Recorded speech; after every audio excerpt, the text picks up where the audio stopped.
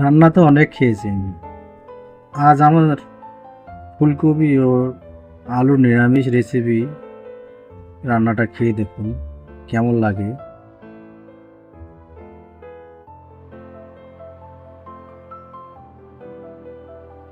নমস্কার, আমি Pritam. Time cooking এ আপনাদের সকলকে স্বাগত। আশা করি আপনারা সকলে ভালো আছেন। আমি নতুন রেসিপি নিয়ে আসছি, আপনারা দেখতে রেখে আমি রেসিপিটা কীভাবে তৈরি করি। আর ভিডিওটা স্কিপ করে দেখবেন না, পুরো ভাবে দেখবেন, এই কামনা রইল। প্রথমে আমার একটা বাটির মধ্যে পোস্ত নেবো আমরা 1.5 চামচ। আমরা আন্দাজ মতো 1.5 চামচ নেবেন। আর আমরা আমরা কিন্তু বাদাম মিক্স করবো আজকে, তাই আমরা বাদাম নেব।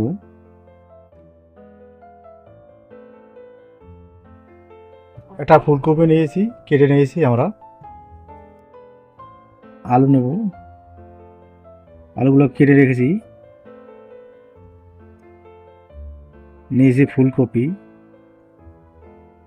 আর আদা লঙ্কা নিলাম, এগুলো বাটতে হবে, বেটে গুঁড়ো করতে হবে, বেটে নিতে হবে। নিয়েছি গাজর আর নিয়েছি টমেটো দুটি। এগুলো গাজর আর টমেটো এগুলো সবগুলোকে আমরা বেটে নেব। আর গরম মশলার জন্য নিয়েছি আমরা শুকনো লঙ্কা, তেজপাতা, দারচিনি, এলাচ, কালো বড় এলাচ, ছোটো এলাচ, ধনিয়া ও জিরা আর লবঙ্গ দুটা। এখন আমরা তার আগেই আমরা একটা উনানে কড়াই বসে দিয়েছি, জল দিয়ে গরম হয়ে গেছে, তা আমরা এখন আলুটাকে দিয়ে দেবো। আলুটাকে মোটামুটি 30% সিদ্ধ করে নেব। ব্যাস, একটু লবণ দিয়ে সিদ্ধ করে নেবো, তার লবণ দিয়ে আমাদের 30 মিনিট হয়ে গেল। এখন আমরা ওঠায় নেব।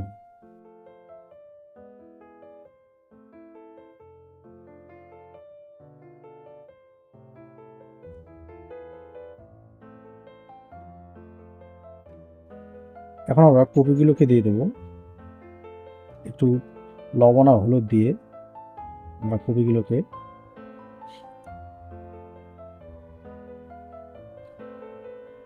সিদ্ধ করে নেব বা ভাপে নেব আমরা। আমাদের 30% আমরা সিদ্ধ করে নেব, তার সিদ্ধ আমাদের হয়ে গেল।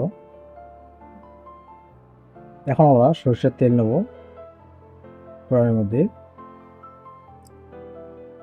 সরষের তেলটা গরম হয়ে গেলে আমরা এখন আলুগুলো যে আছে আলুগুলোকে দিয়ে দেবো আর ভেজে নেবে আরও 30%। হয়ে গেল 60%। আর 40% আমরা সবজি যখন রান্না দেবো তখন আমরা সিদ্ধ করে নেব।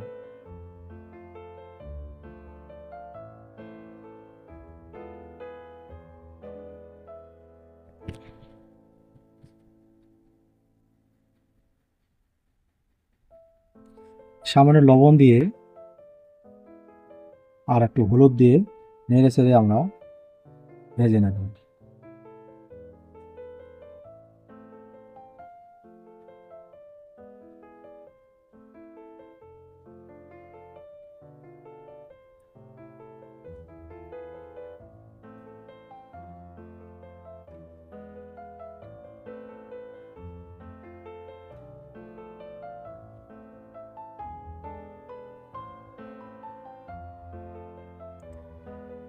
বেশ, আমাদের আলুগুলো ভাজা হয়ে গেল।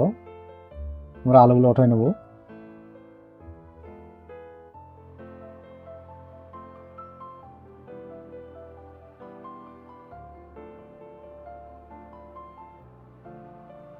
এখন আমরা ওই তেলের মধ্যে ফুলকপিগুলোকে আমরা দিয়ে দেবো। ওগুলো আমরা একটু ভেজে নেব সামান্য লবণ হলুদ দিয়ে।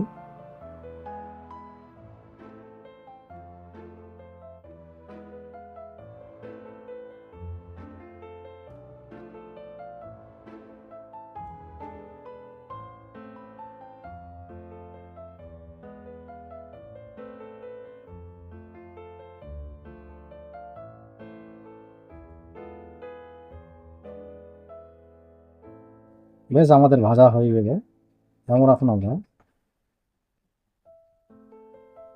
ফুলকপিগুলোকে উঠাই নেব।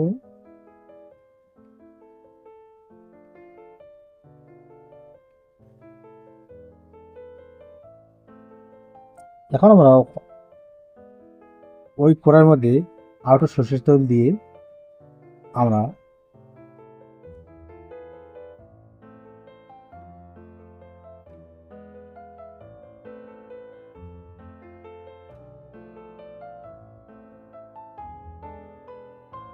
এখন তেজপাতাকে দিয়ে দেবো। যে তেজপাতাটা আমি নিয়েছি একটি, ওই তেজপাতাটা আমরা দিয়ে দেবো।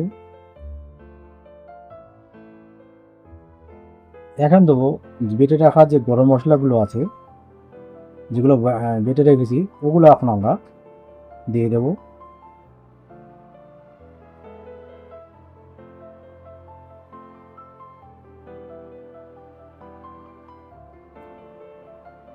এখন আমরা যে মশলার গন্ধটা বের করে নেব, যাতে সেন্টটা ভালো করে আসে। ব্যাস আমাদের হয়ে গেল।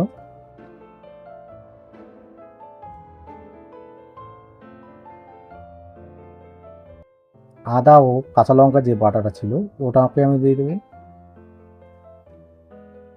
ওটাকে দিয়ে ওর যে অরিজিনাল সেন্টটা আমরা বের করে নেব, এবং কি ভাজা যে গন্ধটা, কাঁচা গন্ধটা থাকে, কাঁচা গন্ধটা আমরা বের করে নেব। এখন আমরা টমেটো বাটাটাকে দিয়ে দেবো। এখন টমেটোর যে কাঁচা গন্ধটা, ওগুলো আমরা ভালো করে ভেজে বের করে নেব।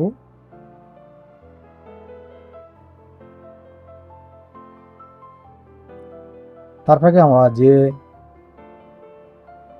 গাজরগুলো বেটে নিয়েছি, গাজরগুলো সেগুলো আমরা দিয়ে দেবো।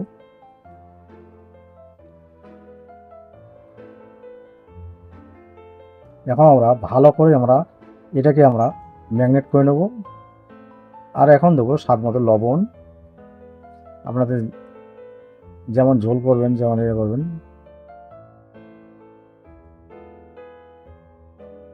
দেবো এখন হলুদ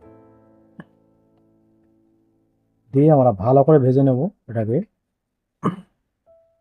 যাতে কাঁচা গন্ধটা না থাকে। যে আমাদের এখন ঢেকে নেব। এই দেখেন কত সুন্দর হয়েছে, উপর থেকে তেল তেল ভাবগুলো চলে আসছে।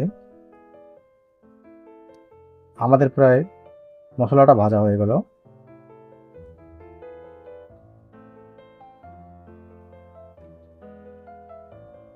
কত সুন্দর সেন্টটা এসে গেছে আমাদের এখন আমরা যে পোস্ত আর বাদাম যে বাটাটা নিয়েছি, ওই পোস্ত আর বাদামের বাটাটা দিয়ে দিলাম আমরা। এখন ওটা দিয়ে ভালো করে নাড়াচাড়িয়ে নেব। ব্যাস আমাদের হয়ে গেল।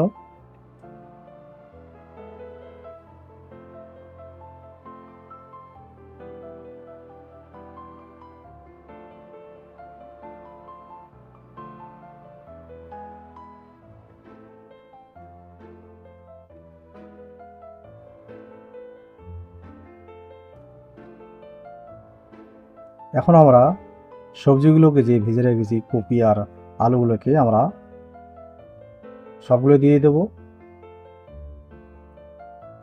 দিয়ে ভালো করে নাড়াচাড়িয়ে দেবো।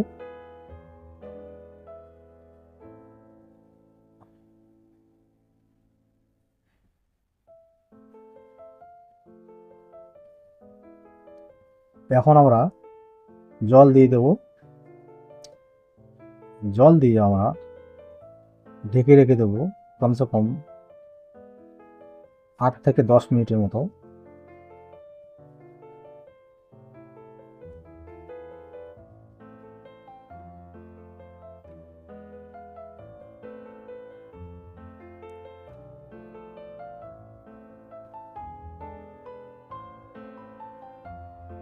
এর নিরামিষ ফুলকপি ও আলুর রেসিপিটা দুর্দান্ত লাগে। আপনারা পরোটার সঙ্গেও খেতে পারবেন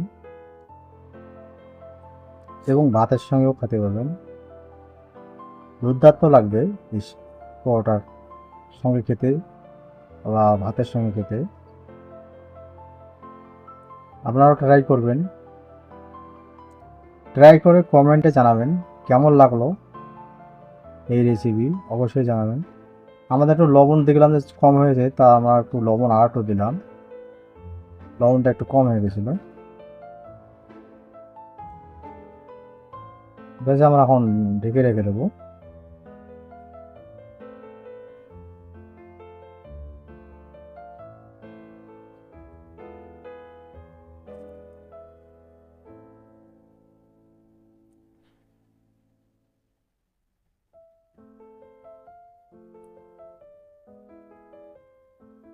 এখন আমাদের ঢাকনাটা উঠে দেখবো, একটু নেড়ে চেড়ে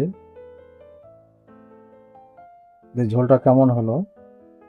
দেখো বন্ধুরা, কত সুন্দর হয়েছে আমাদের এই রেসিপি।